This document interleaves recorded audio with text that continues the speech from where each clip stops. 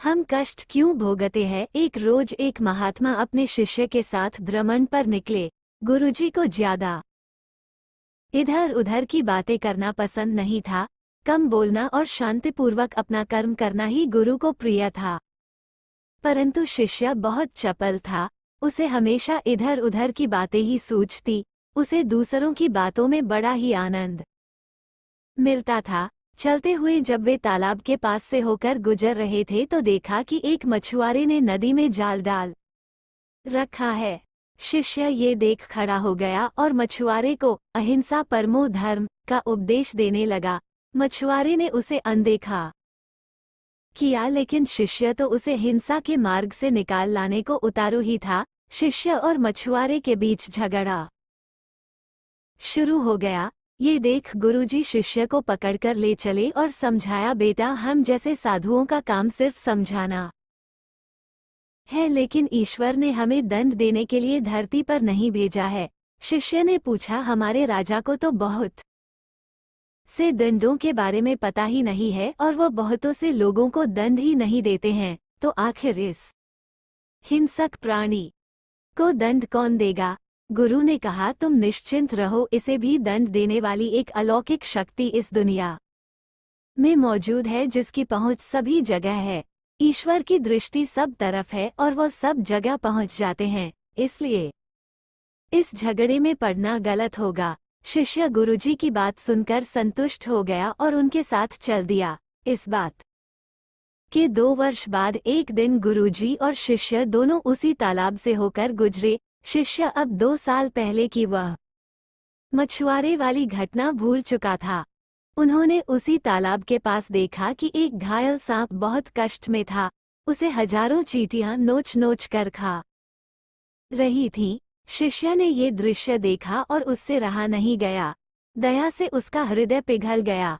वो सर्प को चींटियों से बचाने के लिए जाने ही वाला था कि गुरुजी ने उसके हाथ पकड़ लिए और उसे जाने से मना करते हुए कहा, बेटा, इसे अपने कर्मों का फल भोगने दो। यदि अभी तुमने इसे बचाया तो इस बेचारे को फिर से दूसरे जन्म में ये दुख भोगने होंगे, क्योंकि कर्म का फल अवश्य ही भोगना पड़ता है। शिष्य ने पूछा, गुरुजी, इसने ऐसा कौन सा कर किया है जो इस दुर्दशा में ये पड़ा है? गुरुजी बोले, यह वही मछुआरा है जिसे तुम पिछले वर्ष इसी स्थान पर मछली न मारने का उपदेश दे रहे थे और वह तुम्हारे साथ लड़ने को उतारू था। वे मछलियां ही चींटियां हैं जो इसे नोच नोच कर खा रही हैं। ये सुनते ही आश्चर्य में भरे शिष्य ने कहा, ये तो बड़ा ही विचित्र न्याय है। गुरुजी बोले, बेटा, इसी लोक में स्वर्ग नरक के सारे दृश्य मौजूद हैं। हर क्षण तुम्हें ईश्वर के न्याय के नमूने देखने को मिल सकते हैं। चाहे तुम्हारे कर्म शुभ हो या अशुभ, उसका फल तुम्हें भोगना ही पड़ता है। इसलिए ही वेद में भगवान ने उपदेश देते हुए कहा है, अपने किए कर्म को हमेशा याद रखो। यह विचारते रहो कि तुमने क्या किया है, क्योंकि तुमको वह भोगना पड़ेगा। जीवन का हर क्षण कीमती है, इसे बुरे कर्मों में व्यर्थ न करो। अपने खाते में हमेशा अच्छे कर्मों की बढ़ोतरी करो, क्योंकि जैसे कर्म होंगे वैसा ही मिलेगा फल। इसलिए कर्मों पर ध्यान दो, क्योंकि ईश्वर हमेशा न्याय ही करता है। शिष्य बोला, गुरुदेव, तो क्या अगर कोई दुर्दशा में पड़ा हो तो उसे उसका कर्म मानकर उसकी मदद नहीं करनी चाहिए? गुरुजी बोले, अवश्य करनी चाहिए। मैंने तुम्हें इसलिए रोका क्योंकि मुझे पता था कि वो किस कर्म को भुगत रहा है। साथ ही मुझे ईश्वर के न्याय की झलक भी तो तुम्हें दिखानी थी। मैंने मदद नहीं की क्योंकि मैं जानता था, लेकिन अगर मुझे इसका पता न होता और फिर भी मैं कष्ट में पड़े जीव की मदद न करता तो यह मेरा पाप होता। शिष्य गुरुजी की बात को अब सही अर्थ में समझने लगा था। जीवन उतना ही है जितना विधाता ने तय किया। हमें पता नहीं कि कितने दिन विधाता ने दिए हैं, इसलिए हर दिन अनमोल है।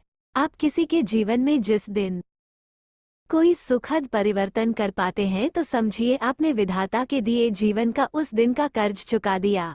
हमें पता नहीं कि कितने दिन विधाता ने दिए हैं, इसलिए हर दिन अनमोल है। आपको हमारे द्वारा दी गई जानकारी कैसी लगी कमेंट करके जरूर बताएं तथा कमेंट में हर हर महादेव जरूर लिखें। हमारे चैनल को सब्सक्राइब जरूर करें, वीडियो को लाइक शेयर करें। धन्यवाद। आपका दिन मंगलमय हो।